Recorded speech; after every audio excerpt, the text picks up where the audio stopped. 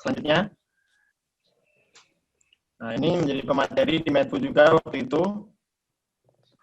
Materi penguatan internal pada saat itu, supaya pengurus itu lebih kompak lagi, lebih solid lagi. Baiklah, langsung saja kita mulai ke materi intinya ya. Materi intinya yaitu motivasi sukses. Beberapa waktu yang lalu saya dihubungi oleh panitia bahwa saya disuruh memberikan motivasi kepada adik-adik supaya tergerak juga nantinya, atau mungkin bisa dimulai dari sekarang untuk berwirausaha seperti itu. Jadi saya beri judul intinya yaitu motivasi untuk sukses pada pagi hari ini. Oke, silakan next.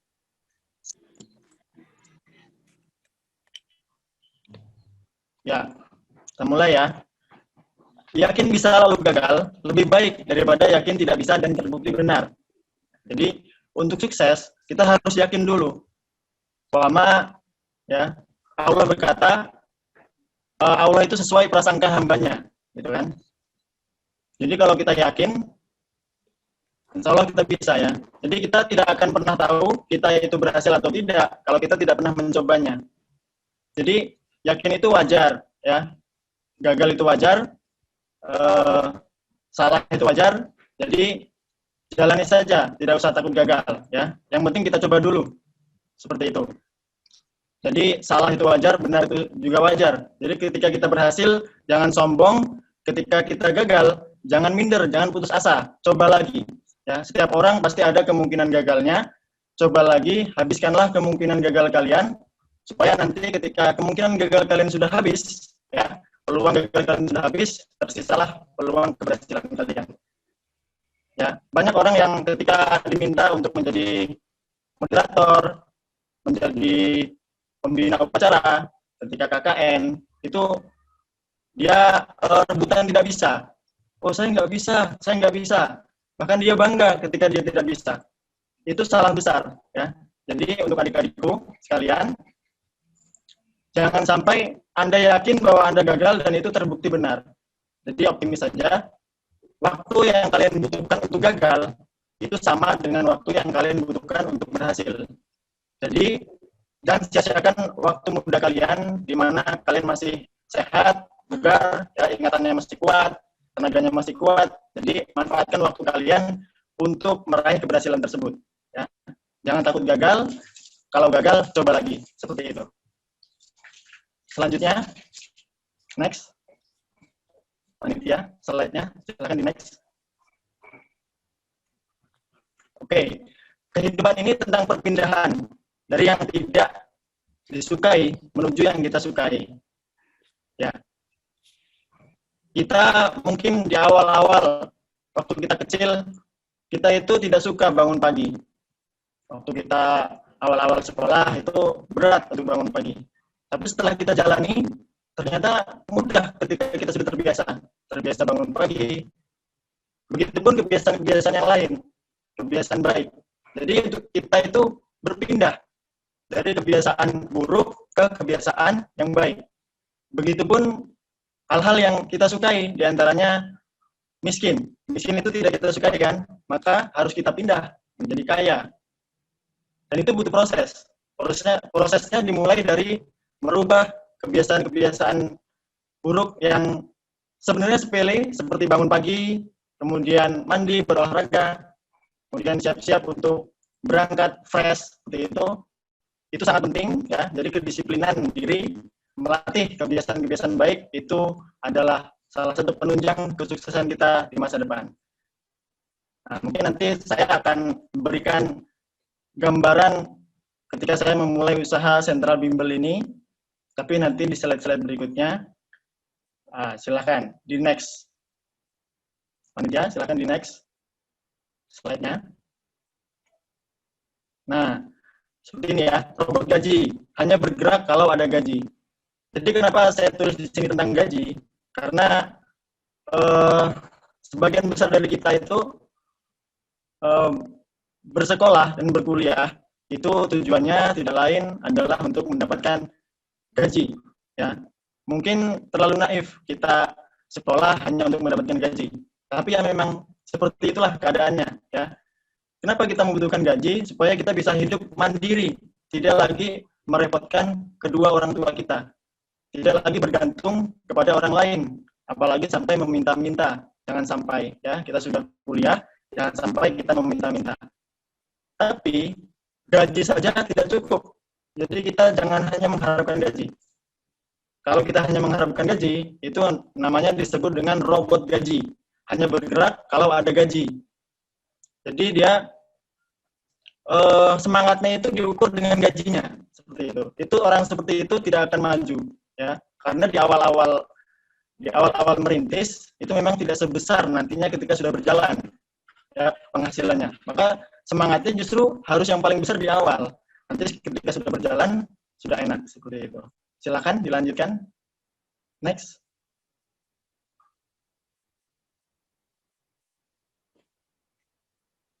Nah, rezeki itu seperti air.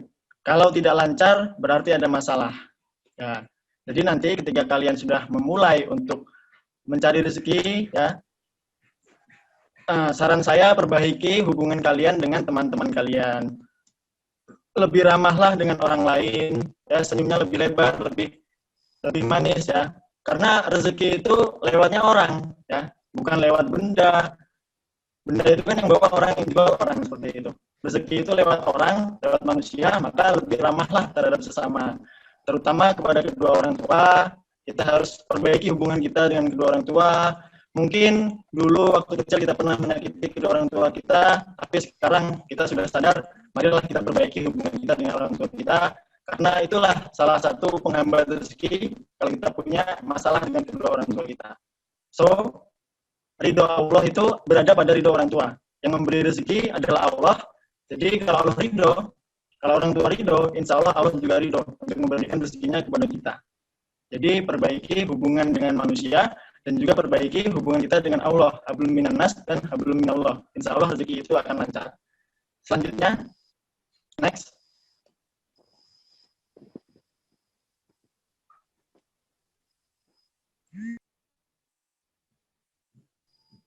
Ya.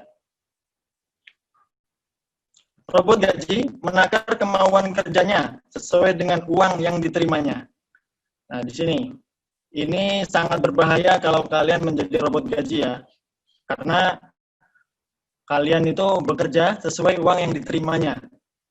Ini mungkin bagi kalian kurang berbahaya, tapi bagi saya akan menjelaskan bagaimana bahayanya kalian menakar kemauan kerjanya sesuai dengan uang yang akan diterimanya.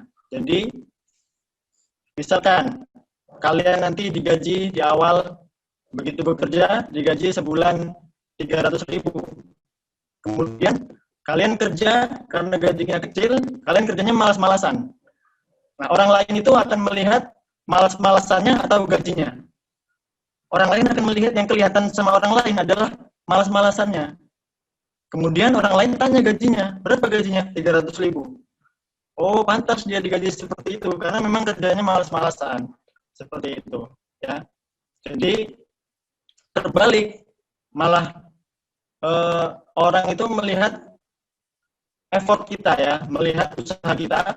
Kalau kita bekerja keras, meskipun masih berpenghasilan kecil, insya Allah Allah akan membesarkannya. Karena Allah tidak pernah tidur, Allah selalu melihat upaya kita, usaha kita. Kalau kita ikhlas dan apa yang kita usahakan itu bermanfaat bagi orang lain, insya Allah Allah akan besarkan penghasilan kita, ya. Jadi jangan ukur kemauan kerja kita dengan kecilnya penghasilan di awal kita bekerja. Kalau di awal itu pasti kecil dulu hasilnya, nggak mungkin langsung besar, ya. Jadi seperti itu. Silakan tadi slide-nya di next lagi. Nah, seperti ini bagus nih. Jadi setelah slide saya jelaskan, jadi ada interaksinya, ya. Coba slide-nya tadi ditampilkan lagi.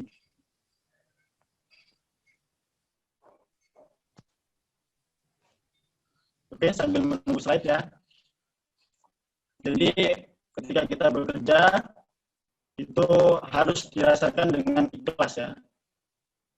Kenapa ikhlas? Mungkin bagi kita sulit menerima bahwa kita bekerja harus ikhlas. Tapi ketahuilah bahwa dalam kita bekerja itu rezeki itu tidak hanya lewat gaji, ya. Rezeki tidak hanya lewat gaji, tapi rezeki bisa lewat banyak cara. Allah tidak terhalang dengan gaji kita yang kecil. Allah tidak terhalang untuk memberikan rezekinya lewat manapun caranya. Ya, bisa tiba-tiba ada yang menawarkan kita bekerja sama dan lain sebagainya. Oke. Ini sudah belum? Oh ya, selanjutnya ini, robot gaji hanya setia pada uang, bukan pada pekerjaan atau pada yang membayarnya. Seperti itu. Nah, nanti dulu. Yang tadi ya, masih yang tadi. Oke. Jadi, kalau saya sebagai atasan, ya, saya melihat karyawan yang seperti ini, saya kecewa. Ya. Kenapa? Karena berarti dia lebih menghormati uang saya daripada saya. Ya. Dia tidak hormat kepada saya, tapi dia hanya hormat kepada uang saya. Jadi ketika saya ada di kantor, dia akan apa ya, menjilat lah. Dia akan ya bekerja dengan rajin, tapi pada saat tidak ada saya, dia malas-malasan. Nah, kalian jangan sampai seperti itu. Jadi bagi karyawan itu tidak boleh hanya setia pada uang, bukan pada pekerjaan atau pada yang membayarnya.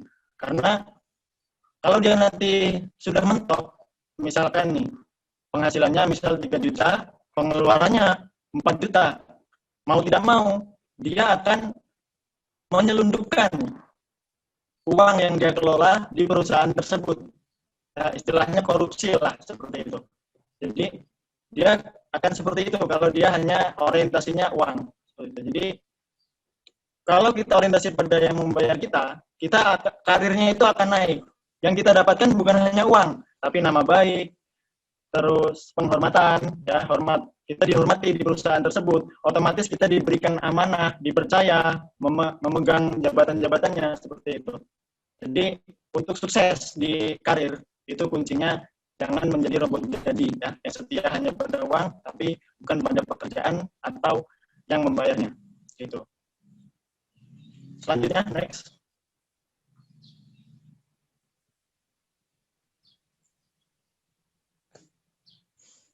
Ya, perhatikan nih, robot gaji menua lebih cepat daripada kenaikan gajinya. Jadi kalau kita hanya mengandalkan gaji, kita itu menua lebih cepat daripada kenaikan barang-barang di pasar. Jadi gaji mungkin tiap tahun tuh naiknya 10%. Padahal di pasar itu barang itu kadang-kadang kalau lebaran naiknya drastis seperti itu. Jadi kita akan ya silakan. Selanjutnya next. Nah, ini kegiatan Medfu pada saat 2013 itu ya, sangat ramai. Selanjutnya, robot gaji hidupnya selalu nyaris, mudah marah kalau barang-barang menjadi lebih mahal, tetapi sombong kalau sedang punya uang. Nah, ini. Jadi, hindari sifat-sifat dari robot gaji ini ya, ketika kalian nanti bekerja, baik di perusahaan maupun dimanapun itu. Jadi, nyaris, hidupnya itu hampir tidak terselamatkan, karena gajinya pas-pasan seperti itu. Makanya, kalian nanti harus berani untuk berwirausaha. Seperti itu. Selanjutnya, next.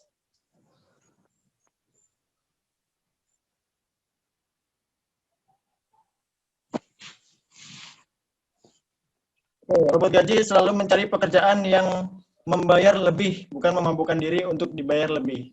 Jadi, kalian jangan mencari gaji tinggi dulu di awal itu.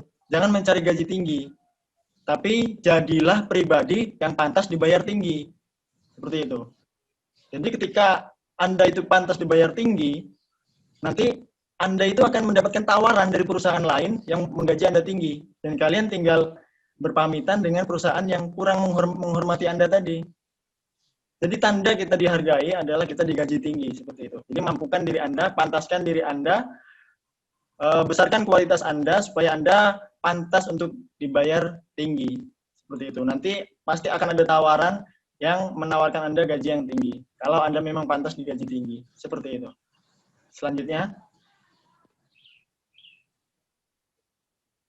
Next. Oh, tadi. Bentar, ini ada slide yang terlewat tadi.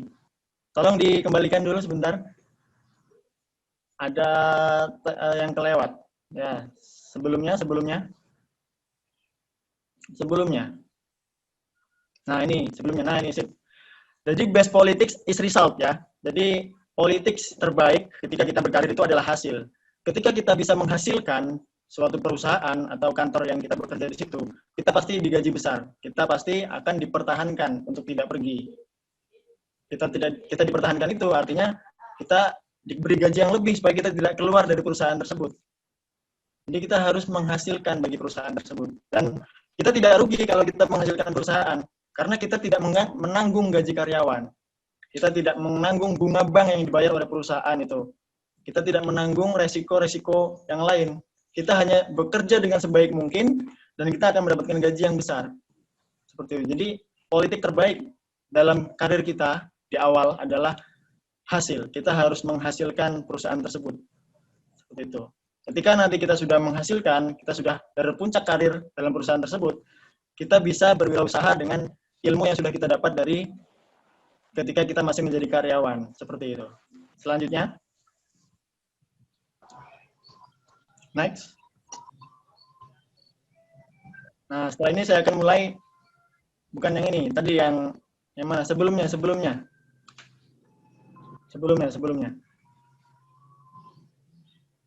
Sebelumnya, yang sell low, tadi sell, tadi yang buy low, sell high ya.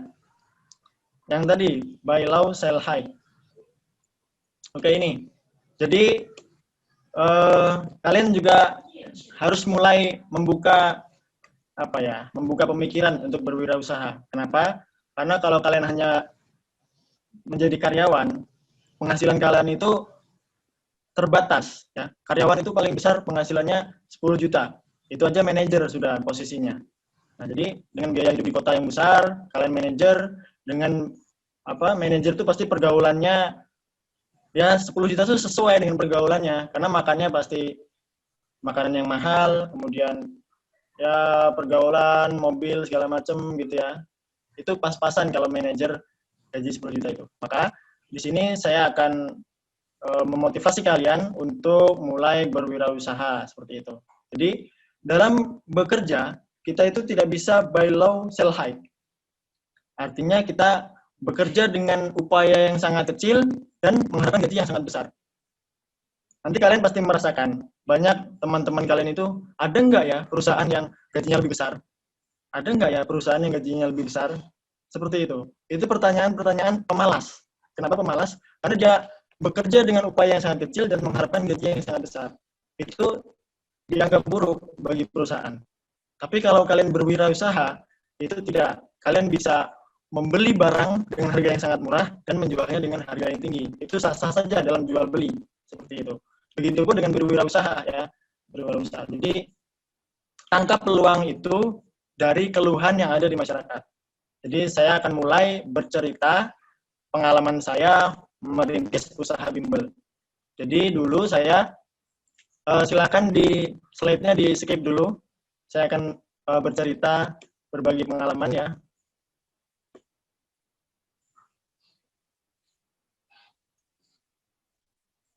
Di skip tuh maksudnya ditampilkan video saya saja. Tampilkan muka saya saja supaya lebih interaktif ya, karena saya akan, seperti ini. Oke, baiklah adik-adik sekalian, saya akan mulai bercerita tentang kisah saya lah membuka wirausaha bimbel. Jadi, saya dulu itu memulai karir menjadi pengajar bimbel. Saya belum membuka usaha, saya masih jadi pengajar bimbel. Saya mulai mengajar bimbel dulu di semester 5. Semester 5 ketika saya sudah ada kendaraan. Dulu saya semester 1 sampai 4 itu belum ada kendaraan, jadi ke kampusnya jalan. Nah, saya mulai ada kendaraan semester 5. Nah, di situ saya mulailah mengajar les ya, dari rumah ke rumah, dari lembaga ke lembaga, saya mulai mengajar les di situ. Sambil saya aktif di Medfu, di Himastata, di BEM, dan juga saya tidak lupa mempersiapkan kuis-kuis yang sangat sulit dulu waktu kuliah ya, kuis, UTS, UAS, itu soal-soalnya Pak Pintar dan Bu Sri Astuti Nur yang sangat sulit dulu itu masih saya ingat ya. Nah, jadi saya mulai di situ mengasah ilmu saya yang sudah diajarkan oleh beliau-beliau, sudah diajarkan oleh Bu Sri, Pak Penta itu saya asah dengan mengajar bimbel, mengajar les dari rumah ke rumah. Di situ penghasilan saya itu hampir per bulannya hampir 1 juta sampai 2 juta ya. Bisa 1 juta, bisa 2 juta, kalau pas ramai 2 juta. Nah, dari situ saya tergerak nih. Wah, kalau saya bisa buka sendiri di rumah, alangkah bagusnya gitu kan. Saya tidak perlu keliling seperti ini. Saya tinggal nunggu di rumah, kemudian murid-murid datang ke rumah saya. Seperti itu. Saya sudah terpikir seperti itu. Nah, begitu saya lulus, saya cari kerja, cari tempat untuk honor. Pada saat itu kan belum langsung ada pendaftaran PNS ya, jadi saya mencari tempat untuk menerapkan ilmu yang sudah saya pelajari waktu kuliah. Saya mencari itu yang negeri itu penuh semua, sekolah-sekolah negeri, SMP negeri, SMA negeri. Jadi saya masuklah ke yang swasta yang masih membutuhkan. Setelah itu saya juga mengajar les setelah pulang sekolah. Di swasta itu jam 1, jam 2 sudah pulang sekolah, setelah itu saya mengajar les. Pada saat mengajar les itu, saya juga menjadi ketua untuk promosi. Seperti itu. Jadi saya mempromosikan bimbel yang tempat saya bekerja itu ke sekolah-sekolah. Saya masuk ke sekolah-sekolah, kemudian alhamdulillah sekolah-sekolahnya welcome. Saya dipinjemin LCD, saya presentasi di situ. Kemudian langsung lembaga bimbel tersebut membludak. Yang mendaftarkan les di situ ada pada semester awal itu ya, semester 2 tahun pertama itu membludak. Kemudian saya di situ tadinya dijanjikan menjadi manajer, dijanjikan bagi hasil. Akadnya ketika saya awal bekerja di situ, saya diminta untuk promosi semaksimal mungkin dan nanti akan ada bagi hasil. Tapi ternyata bagi hasilnya cuma di awal. Ketika bulan pertama ada bagi hasil. Bulan kedua saya tanyakan kenapa tidak ada bagi hasil. Ya memang tidak ada katanya. Penghasilannya ini hanya cukup untuk menggaji guru segala macam seperti itu. Jadi terlalu banyak alasan. Kemudian ya saya sabar-sabar saja, saya tunggu, saya ambil ilmunya semua dari lembaga yang sudah running itu, yang sudah berjalan, saya ambil ilmunya semua, dan saya beranikan diri untuk membuka usaha di rumah, membuka bimbel sendiri di rumah. Itu awalnya dari pada saat saya mengajar di lembaga bimbel yang sudah maju itu, saya mendapat keluhan dari warga-warga sekitar saya ketika saya bertemu, Mas, anak saya ini pengen les, tapi nggak ada motor buat berangkat gitu ke sana. Kemudian ada lagi, Mas, anak saya ini udah kelas 2 SD loh, tapi belum bisa baca gitu. Di sana ada nggak les yang mengajar baca? Terus saya jawab aja, tidak ada. Di sana lesnya SMP dan SMA gitu kan. Nah, dari keluhan-keluhan tersebut, akhirnya saya tangkap lah. Oh, memang ini sudah waktunya nih saya membuka usaha bimbel. Seperti itu. Sudah waktunya saya membuka usaha bimbel. Kemudian saya beranikan diri dengan fasilitas adanya. Ruang tamu itu saya permak jadi kelas. Ruang tamu dari rumah orang tua saya itu saya permak jadi kelas. Saya beli triplek yang putih itu ya. Saya bingkai sendiri, saya tempel. Dan di situ sudah mulai ada 1, 2 yang mulai les berjalan. Tahun berikutnya ada 30-an sampai yang les dari SD, SMP, SMA itu. Alhamdulillah berjalan dan sampai sekarang pun masih berjalan, alhamdulillah seperti itu. Saya menyicil kursi misalkan ya. Jadi saya karena ruangannya sempit, saya tidak beli meja dan kursi. Saya beli kursi seperti waktu kuliah itu. Saya terinspirasi waktu kuliah, itu kan kursinya kursi lipat ya. Tapi saya bikin yang dari kayu yang tidak dilipat. Supaya ya di situ saja, tidak pindah-pindah. Seperti itu. Setiap ada hasil dari situ, sebagian saya belikan kursi gitu. Saya belikan kursi. Alhamdulillah sekarang fasilitasnya sudah lengkap dan sudah bisa berjalan. tinggal pengembangannya saja ke depan. Seperti itu. Nanti bisa kita lebih interaktif, tanya jawab saja. Sekarang kita lanjutkan, kita habiskan dulu slide-nya ya. Tolong panitia slide-nya ditampilkan kembali.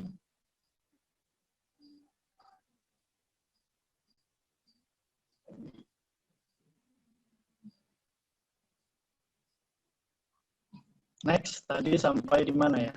Selanjutnya. Nah ini. Jadi seorang guru, kalian ini kan calon-calon guru ya. Jadi yang perlu kalian perhatikan adalah seorang guru itu menjadi guru karena adanya murid. Ingatlah saat sang murid siap, sang guru tampil. Maksudnya apa? Sehebat apapun guru tersebut, kalau muridnya malas, itu tidak akan bisa menyampaikan materi dengan baik. Jadi yang modal utamanya adalah murid. Murid itu harus ada kemauan belajar dulu, seperti itu. Harus ada kemauan lah dia, dari diri dia harus ada kemauan. Nah, kita harus memotivasi supaya timbul kemauan belajar itu. Ketika dia sudah siap, ya dengan alat tulisnya, dengan perhatiannya kepada kita, jadi insya Allah materi apapun bisa kita sampaikan dengan baik. Kalau sang murid itu sudah siap. Jadi yang perlu kita siapkan dulu murid kita, ya. Baru kita nanti bisa menyampaikan materi dengan baik. Seperti itu. Untuk kalian para calon guru ya. Selanjutnya. Next. Ya, yang Anda percayai tidak lebih penting daripada siapa yang Anda percayai. Jadi, ketika Anda itu belajar dengan seorang guru, mentor, bisnis, atau apapun itu, kalian pilih dulu orangnya. Kalau kalian hanya mendengarkan saja tanpa memilih orangnya, yang kalian dengarkan itu belum tentu benar. Ya, pilih orangnya. Jadi, ketika filosofinya gini, ketika kalian mendengarkan nasihat, jangan lihat orangnya, tapi lihat apa yang dia nasihatkan. Tapi ketika kalian belajar ilmu, lihatlah orang yang menyampaikan. Jangan lihat ilmunya, jangan lihat ilmunya dulu. Karena kalau ilmu itu membuat kalian pesimis, itu pasti gurunya yang salah. Kalian salah memilih guru. Kalau ilmu kalian itu membuat kalian putus asa, itu berarti gurunya yang salah. Jadi kalau kalian itu terbatas geraknya karena ilmu yang kalian dengar itu, misalkan, oh kamu ini tidak cocok kerja di bangunan, tidak cocok kerja di air, tidak cocok, kamu ini kalau berjualan tidak boleh ke arah selatan, kamu harus ke arah timur. Itu gurunya yang salah. Kamu harus tinggalkan semua itu, guru-guru yang seperti itu. Guru-guru yang masih mempercayai hal-hal yang seperti itulah ya. Sebaiknya dihindari, jangan terbatas menjadi orang, jadilah orang yang geraknya itu luas ya. Jadi pilih guru yang benar terlebih dahulu, baru dengarkan apa yang dia sampaikan. Seperti itu. Selanjutnya, next. Ya, yang kemuliaannya tinggi di antara kita adalah yang fasih dalam menasihati dirinya sendiri. Nah, jadi ketika ada bisikan-bisikan yang mengajak pada keburukan, maka segera tutup telinga kalian itu ya. Segera sadari bahwa itu bisikan dari setan. Jadi nasihati diri kalian sendiri bahwa kita itu lebih baik ya bersusah payah menuju kebaikan daripada kita bersantai-santai padahal kita itu dalam jalan kegagalan gitu. Jalur kita itu jalur kegagalan tapi kita santai, itu salah. Jadi kita harus ingatkan diri kita itu harus kerja keras loh supaya kita itu sukses. Kita nggak boleh santai-santai seperti itu ya. Oke, next.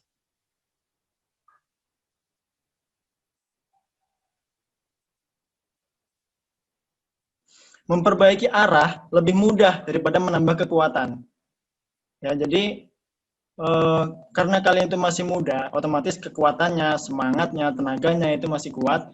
Jadi harus kalian salurkan dengan hal yang positif. Harus kalian salurkan dengan ya waktunya kalian berkarya di masa muda itu, waktunya kalian berkarya. Jadi jangan sampai ketika Anda nanti tua, kalian baru muncul tuh ide-ide kreatif. Munculkanlah sekarang ini ketika kalian masih punya kekuatan yang berlebih.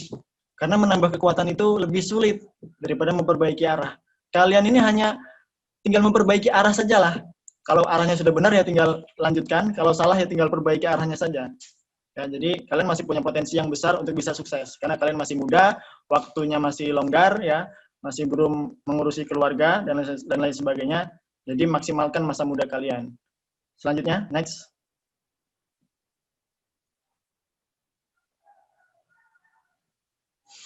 Mengeluh adalah tanda Anda berada terlalu lama dalam keadaan yang Anda tidak sukai, atau lupa mensyukuri kebaikan yang sudah Anda capai. Jadi tidak ada gunanya mengeluh, mengeluh tidak merubah apapun, mengeluh tidak merubah takdir. Takdir kalian adalah ditentukan oleh upaya, seberapa besar upaya kalian. Allah tidak akan merubah nasib suatu kaum kecuali dirinya sendiri yang merubahnya. So, jangan lagi mengeluh, syukuri apa yang Allah telah berikan kepada kalian, karena jika kalian bersyukur, Allah akan tambahkan nikmatnya kepada kalian, tapi jika kalian kufur, tidak bersyukur, siksa Allah itu amat pedih. Jadi, kalau kita syukuri itu, hidup kita tenang. Jadi hati kita lebih tenang, karena ternyata lebih banyak nikmat yang Allah berikan kepada kita dibanding kesuksesan yang belum kita capai. Ya, kesuksesan itu akan kita capai, tapi nanti butuh proses, butuh kerja keras, butuh upaya dari kita, butuh kesungguhan dari kita. Kesuksesan itu insya Allah ya perlahan-lahan secara bertahap akan kita capai. Tapi yang perlu kita lakukan sekarang adalah syukuri dulu apa yang Allah berikan kepada kita. Insya Allah Allah akan tambahkan nikmatnya kepada kita. Seperti itu. Next. Ya, silakan di next. Apakah sukses itu mudah? Nah, di sini nih. Lebih mudah jadi orang gagal daripada orang sukses. Kenapa? Waktu yang dibutuhkan untuk orang gagal karena dia malas, karena dia kerjaannya main, ya, nongkrong sana, nongkrong sini, begadang sampai pagi. Itu dia nanti ketika nanti tua dia gagal, itu waktunya sama dengan orang yang rajin ketika muda, bekerja keras, ya, semangat dalam bekerja, ya, dedikasinya tinggi, etos kerjanya kuat. Itu nanti ketika dia tua dia sukses, itu sama waktunya. Jadi untuk apa kalian habiskan waktu untuk gagal gitu loh? Karena gagal itu sama sama waktunya, sama lamanya dengan sukses. So jadilah orang sukses. Meskipun sukses dicapai dengan kerja keras, lakukan. Karena kalian akan lebih susah lagi ketika sudah tua dan Anda belum sukses. Itu lebih susah lagi daripada Anda muda, Anda bekerja keras, meskipun sulit, Anda bekerja keras. Seperti itu. Anda harus bekerja keras di masa muda ini supaya nanti tuanya enak. Seperti itu. Selanjutnya, next. Nah, terakhir ini, penjamin rezeki adalah Allah Subhanahu wa taala. Jadi, jangan menggantungkan harapan kalian kepada selain Allah.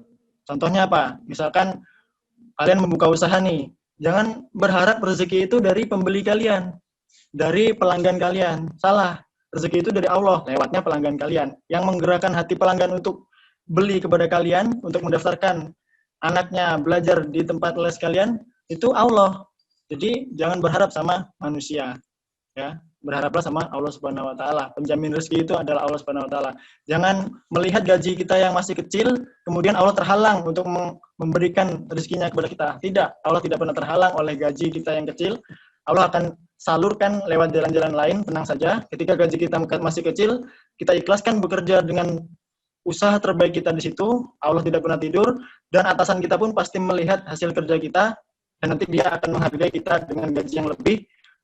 Kalaupun tidak, akan ada tawaran lain yang lebih besar, yang memberikan kita gaji yang pantas untuk kita terima. Mungkin seperti itu ya materi kita hari ini. Silakan dilanjutkan diskusi.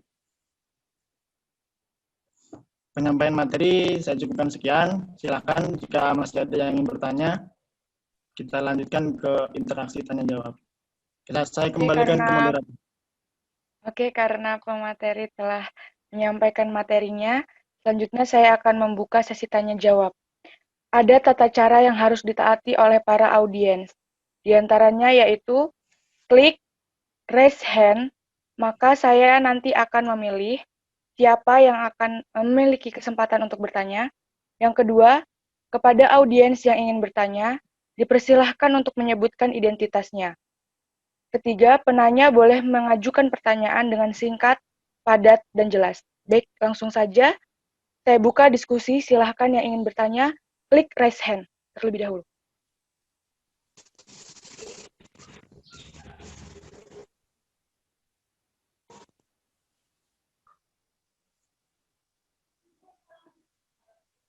Baik, kepada Saudara Abdul Aziz, saya persilahkan. Tes, apakah suara saya dengar? Dengar. Ya, terdengar, terdengar. Maaf tidak menampilkan video karena sinyal agak sulit. Eh, Perkenalkan, saya Abdul Aziz, pendidikan matematika 2018. Saya ingin bertanya, apa yang harus dilakukan mahasiswa sejak saat ini mungkin untuk persiapan menuju kelulusan atau agar mereka siap saat sudah lulus. Mungkin bisa berbagi tips apa yang harus dilakukan dan tidak dilakukan oleh mahasiswa agar dia siap untuk waktu setelah dia lulus. Mungkin cukup pertanyaan dari saya.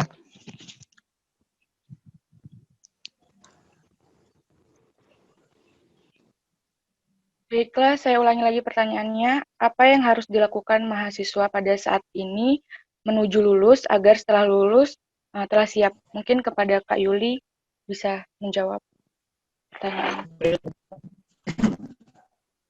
Pertanyaannya bagus ya. Ini apa seperti semester 5 ya. Maksud semester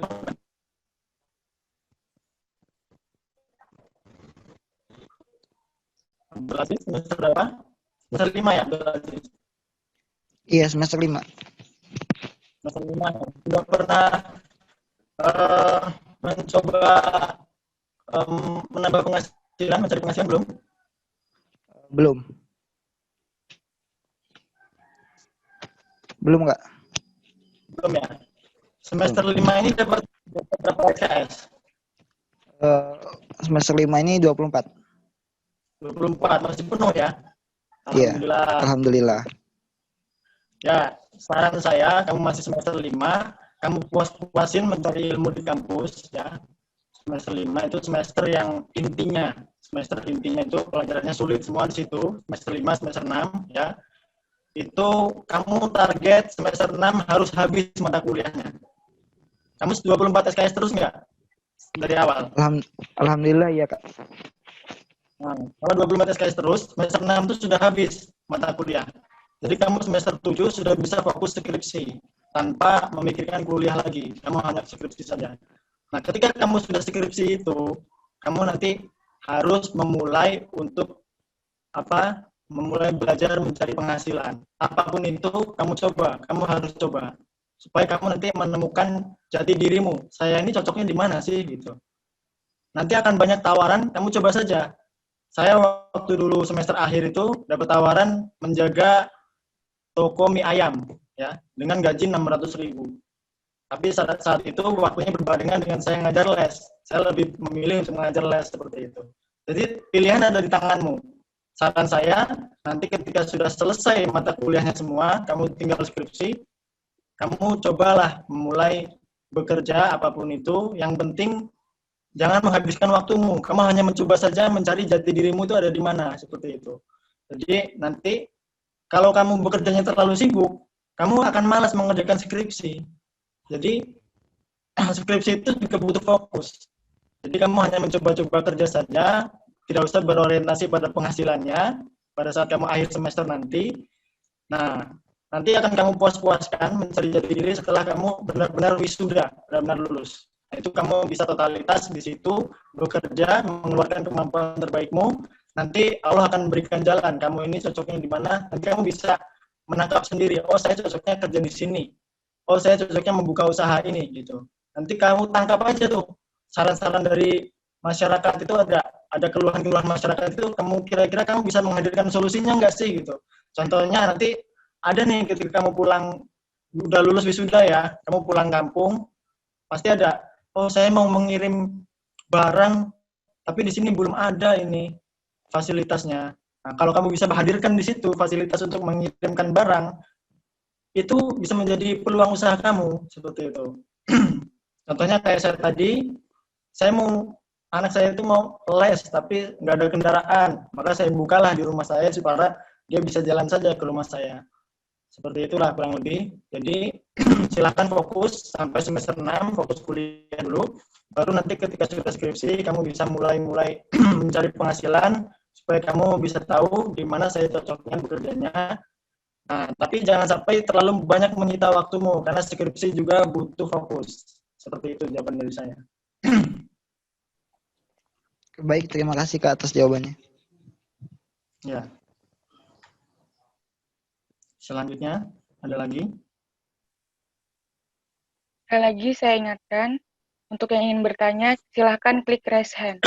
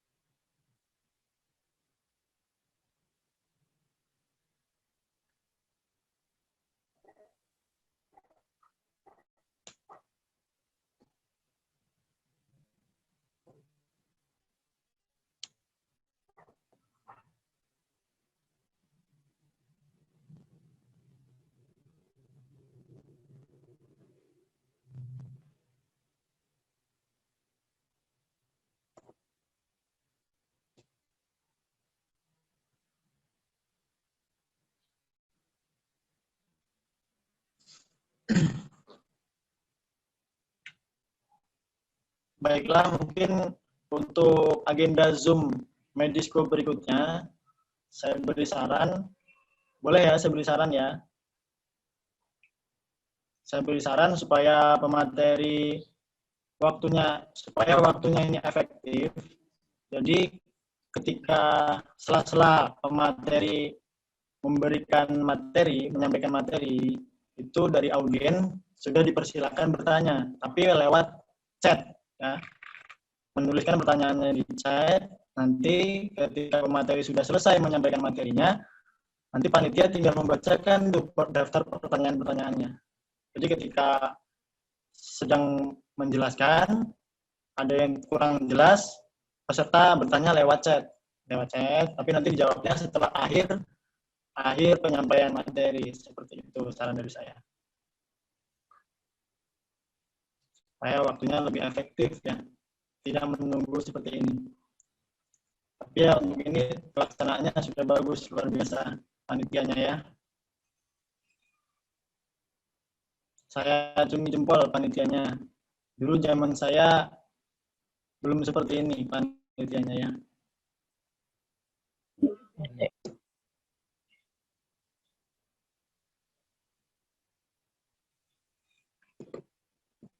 Ini ada mahasiswa baru juga ya di sini? Ada, Kak. Ada ya? Udah mulai kuliah belum?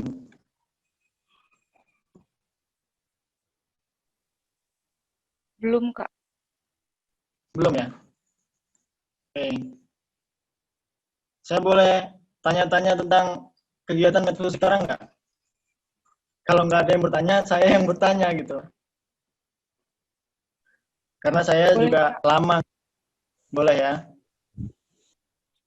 Medfu ini berarti masuknya ke divisi apa nih, Medisco ini? Dan dana dan usaha, Kak. Dan ada 5 divisi nggak? Sekarang masih 5 Iya, divisi ya? masih. 5 divisi. Kayak waktu kakak jadi ketua Medfu, itu cuma ada 3 divisi. Udah tahu sejarahnya belum? Belum, Kak. Belum ya. Dulu cuma ada 3 divisi. Divisi pembinaan yang pertama, yang kedua divisi pengembangan, yang ketiga divisi humas dulu. Nah, karena itu dulu alasannya lingkupannya kan cuma prodi. Jadi tidak usah terlalu banyak divisi lah, malah ini apa namanya kurang efektif. Tapi menurut saya malah banyaknya divisi itu bisa lebih memajukan Medfu kalau menurut saya waktu itu. Jadi ketika musyawarah besar Mubes, disitulah sebelumnya saya musyawarahkan dengan Dewan Syuro Medfu. Kemudian Dewan Syuro Medfu bisa menerima, kemudian diputuskanlah ketika musyawarah besar itu bahwa divisinya ditambah 2. Yang pembinaan, sekarang nama divisinya apa aja sekarang? Kaderisasi ada ya? Divisinya pembinaan, danus, humas, medinfo, sama satu lagi. akademik dan kreativitas. Iya, akademik dan kreativitas. Oh. Kaderisasinya di pembinaan itu berarti ya? Sekarang itu masih jadi organisasi internal saja atau sudah resmi di dekanat Medfu ini?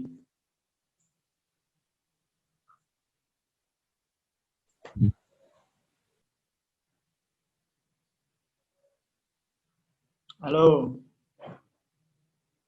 Medfu ini sudah mendapat anggaran dekanat belum? Sudah, Kak. Sekarang. Kalau zaman saya dulu belum. Sudah ya? Sudah. Sejak kapan itu?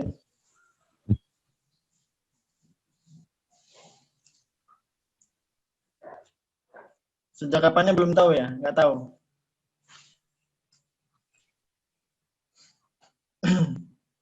Kalau zaman saya, Medfu itu seperti demokrasi. Ya, jadi dari diri sendiri, oleh diri sendiri, dan untuk diri sendiri itu Medfu itu dulu. Jadi ketika mengadakan kegiatan ya iuran, anggotanya iuran. Seperti itu. Tidak ada bantuan dari dekanat zaman dulu, zaman saya. Tapi kalau sekarang sudah ada anggaran dari dekanat, alhamdulillah. Jadi kalian lebih leluasa untuk mengalokasikan dana tersebut seperti itu. Kegiatan terdekat apa nih, Medfu?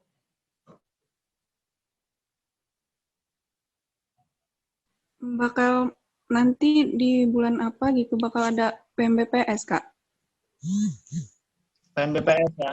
Iya. Kalau sudah masuk kuliah ya. Iya. Masuk kuliahnya masih lama apa? Akhir Belum ada September. info. Tanggal Akhir 28, bulan Kak. ini, Kak. Tanggal 28. Oh iya. PMBPS ya. Baguslah PMBPS masih ada ya. Iya, Kak. Saya dulu yang pertama kali menyambut saya ketika di Unila itu Medfu. Meskipun setelah itu saya mendaftarkan diri di Masata, di mana? Di BEM, di FPPI. Tapi yang pertama kali menyambut mahasiswa pendidikan matematika dulu adalah Medfu. Luar biasanya Medfu di situ. Padahal saya tidak pernah mendaftar sebagai anggota Medfu. Tapi saya terdaftar, sampai sekarang pun saya masih terdaftar sebagai alumni. Luar biasa ya. Medfu itu apa ya?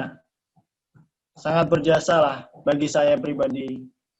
Karena dulu ketika saya baru mahasiswa baru di GSG itu. Kakak tingkat dari Medfu ini, dulu namanya Kak Rian, kalau ada yang kenal. Kak Rian angkatan 2012. Kak Rian, kemudian Kak Hezlan, Kak Ansori, itu dulu menyiapkan buku ya, buku-buku yang akan kita gunakan untuk kuliah. Jadi, oh ya, silakan untuk bertanya.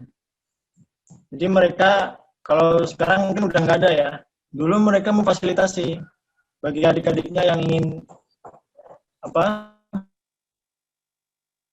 harga miring sama dia, luar biasa. Dia tidak mengambil keuntungan karena di situ ada notanya, nota dari fotokopiannya itu. Jadi benar-benar kakak tingkat itu dulu ikhlas semualah orangnya. Ya silakan jika ada yang ingin bertanya. Kak, di sini ada yang bertanya. Ya silakan.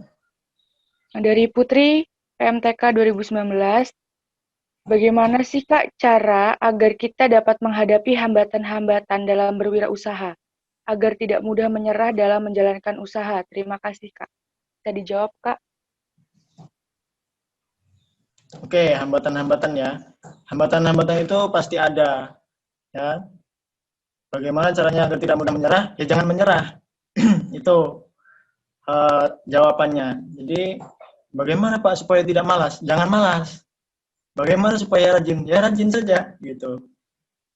Jawaban tersimpelnya seperti itu. Tapi ya mungkin melawan rasa malas itu yang paling susah. Biasanya hambatan itu ada di diri kita sendiri. Gitu. Hambatan kita itu adalah rasa malas, rasa minder, kurang percaya diri. Itu yang harus kita lawan.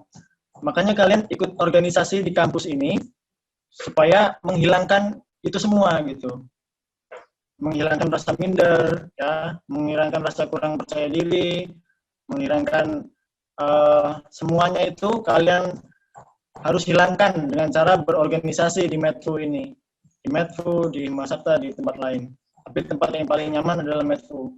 Karena saya tidak pernah mendaftar dulu di Medfu, tapi saya banyak mendapatkan ilmu dari Medfu. Luar biasa Medfu ini. Jadi hambatan itu selalu ada, ya. Namanya kita hidup, kecuali kita sudah di surga, tidak ada lagi hambatan. Apapun yang kita minta pasti terpenuhi kalau di surga. Tapi di dunia ini tabiatnya adalah susah payah. Di dunia ini tabiatnya adalah susah payah. Wahnan ala wahnin. Jadi ketika ibu kita semua itu mengandung kita selama 9 bulan, itu luar biasa hambatannya, ya. Mau tidur aja susah, ya. Geser ke kanan susah, nggak enak. Geser ke kiri nggak enak.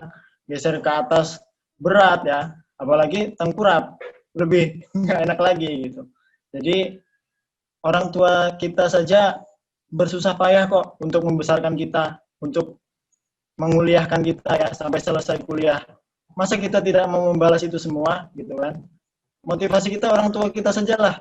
Itu insya Allah sudah cukup. Kalau kita ingat perjuangan orang tua kita membesarkan kita sampai sekarang, mungkin kita tidak ada lagi rasa malas-malasan itu, rasa kurang percaya diri. Itu semua harus dilawan, dihilangkan ya.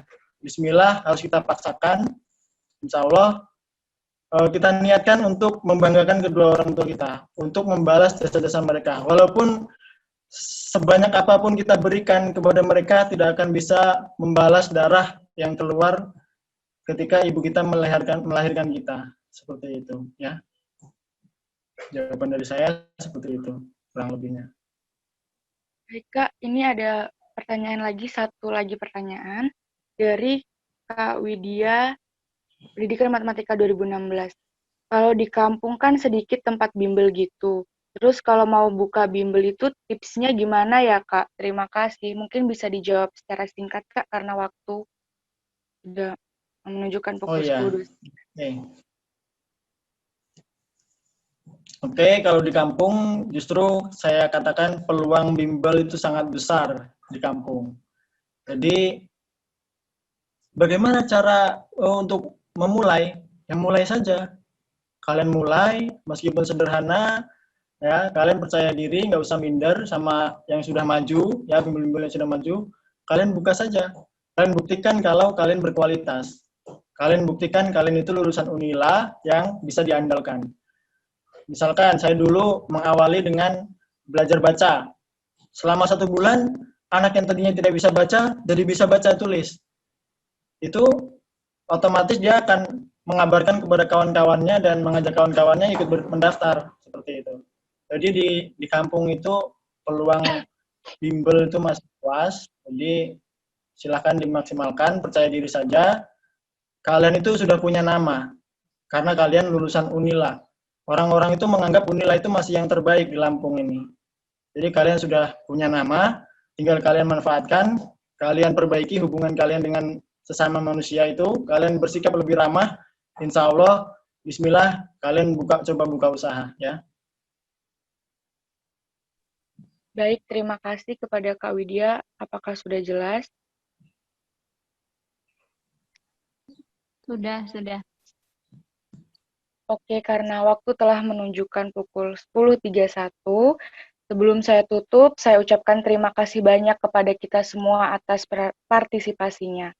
Acara demi acara dalam diskusi telah kita lewati. Akhirnya, saya dan Rizka Utami dari Pendidikan Matematika 2019 selaku moderator mohon undur diri. Semoga kita bisa bertemu dalam acara di lain kesempatan. Terima kasih. Saya akhiri, wabillahi taufiq wal hidayah. Wassalamualaikum warahmatullahi wabarakatuh. Waalaikumsalam Waalaikumsalam warahmatullahi wabarakatuh.